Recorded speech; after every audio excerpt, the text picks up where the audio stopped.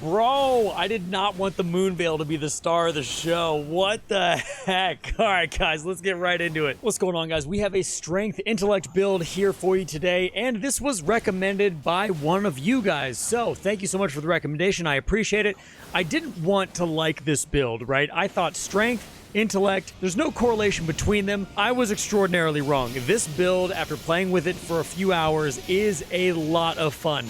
I have a bunch of different weapons we can try out. I have a really great armor set that I think is going to do the trick for you, some talismans that you're going to really like, and all of that wrapped together is going to make this build do exactly what you need it to do, which is whittle your way through New Game Plus. So this is a New Game Plus build. I'm currently on New Game Plus 4, almost New Game Plus 5, and with the weapons that I have here for you, it's going to make the game an absolute breeze. So, without further ado, let's get right into the talismans here. The first talisman we are going to be using is going to be the Erd Tree's Favor +2. This is going to raise your maximum HP and stamina and equip load. So overall, a really awesome talisman to do a bunch of different things to make you as powerful as possible. Moving into the second, we're using the Dragon Crest Great Shield Talisman. This is going to enormously boost your physical damage negation, and this talisman is the final talisman in the 3 talismans you can get for the Dragon Crest Shield Talisman. So this is the best one you can use. Definitely want to snag this one if you don't already have it. In our number 3 slot, we have the Shard of Alexander. I've used this in a few other of my builds, and I would stop using it except for the fact that it's good at every little thing that you need it to do. This greatly boosts the attack power of your skills. Considering we're going to be using a lot of Ash of Wars for this build, and we're going to be using a few sorceries for this build as well, this is going to up the attack power, making you do more damage, and more damage in New Game Plus is always where you want to go. And then finally, last but not least, our 4th talisman is the Rotten Wing Sword Insignia. This is going to greatly raise your attack power with successive attacks. So this is going to allow us to get more attack power. The more attacks we do, the faster we do them. So this build requires you to be in the fray, not back casting and hiding behind summons.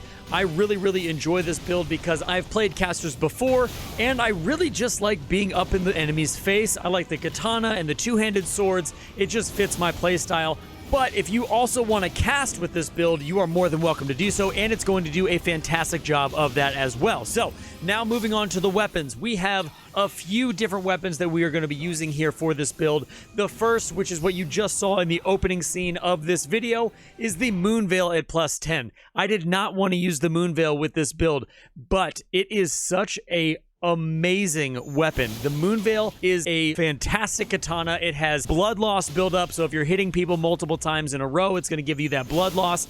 And then it also has Transient Moonlight, which is the Ash of War, and that is one of the most overpowered Ash of Wars that I have seen in the game. Until I started playing with this build, I had never used the Moon Veil katana. It had never been something that I was interested in doing. Now I don't want to stop using the Moon Veil katana. It is absolutely wonderful. With a strength scaling of E, but an intellect scaling of B, this definitely hits that strength intellect build criteria that we are looking for when it comes to a weapon. Now, we have physical damage of 178 plus 78, and then our magic damage is where this is really going to shine, is 213 plus 212. So you're going to be able to get this Transient Moonlight off really quickly, as well as if they get too close and you don't have time, you can slash back and forth really quick, get that blood loss build up. Fantastic weapon. Definitely get this one for this particular build. Moving on to our next weapon of choice, we're going to be using the Dark Moon Greatsword +10. With strength scaling of D and intellect scaling of B, this also meets that criteria that we need for a really awesome sword. Now, if you like great swords more than katanas, this is definitely going to be right up your alley for this build. With physical damage of 200 plus 103, which is pretty good for physical damage, but then the magic damage is where it really shines. It is going to have 240 plus 279 magic damage at +10, and it causes frost buildup. But the Dark Moon Greatsword is a fantastic weapon. It has the Ash of War Moonlight Greatsword, which allows it to shoot frost bolts directly in front of you in a horizontal pattern, and they do a considerable amount of damage, especially when the weapon is leveled up as high as it needs to go. So that is our second weapon. Definitely a great weapon to use. I love this weapon. The horizontal strike pattern, the jump attack is really good. Everything about this screams, use me in a strength intellect build, and I'm definitely going to be doing so. For our third option that we're going to use for a weapon in this build is the Royal Greatsword. I fell in love with this weapon. It is so fun to use. Like I said before, I'm a big fan of greatswords. It has a physical attack of 258 plus 152, and then a magic attack of 308 plus 196. Now, the Wolf's Assault Ash of War, I think it's one of the better ones in the game. It's a two-part Ash of War where you flip into battle, stab the ground, and then you explode a giant frost attack out that does an immense amount of frost damage in all directions. It has a strength scaling of C and an intellect scaling of C as well. Definitely a great weapon to check out. Awesome damage all around, and I feel like with all the buffs we just got to great swords and colossal weapons alike, this is definitely a no-brainer that you want to use in this particular build. And lastly, but certainly not least, we have the Star Scourge Greatsword at +9. It has a strength scaling of C and an intellect scaling of D. So, a little bit lower intellect and a little bit lower strength, but where this really shines is when you're trying to get down a lot of enemies at once. I didn't have a huge amount of success fighting bosses with this weapon, but I really enjoyed running through the game and killing NPCs with this weapon. It has a magic damage of 191 plus 60, and then a physical attack of 297 plus 260. Where this weapon really shines is the Ash of War. It sucks everybody in with gravity, then you can smash the ground again with both swords, and it causes an immense amount of damage to everybody around you. If you're trying to clear ads, if you're trying to make your way through end game content where the ads are a little bit more aggressive, they're also a little bit more beefy, this weapon is going to make short work of them, and it's going to make it a lot of fun for you to use. Also, I've noticed that Crucible Knights really get caught up with this weapon if you're using it, so definitely check this weapon out for end-game content once you get there. But overall, if I had to rank the 4 weapons that I've chosen here, it would be Moonveil at the top, Royal Greatsword in the middle, then it would be Dark Moon Greatsword, and then last but not least would be the Star Scourge Greatsword at +9. So moving on to our staff here, obviously we need a staff because we are going to be casting some spells, so we're using the Demi-Human Queen staff at +25. The reason we are using this staff is because it also has a strength scaling of C as well as an intellect scaling of S. Having both those attributes, obviously with the same attributes we're using in this build, it just makes total sense. The sorcery scaling is going to be 284.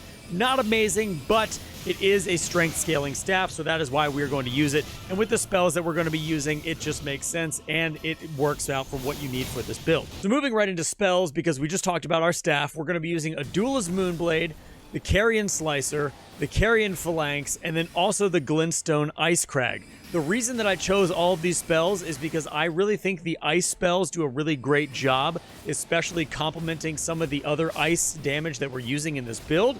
And then the Duelist Moonblade actually is a really large swipe that can get a lot of enemies at once, and it's a really great horizontal strike. When you have to get in really close to bosses and NPCs, the Carrion Slicer is going to be the way to go. It's very fast and does a really good amount of damage really well.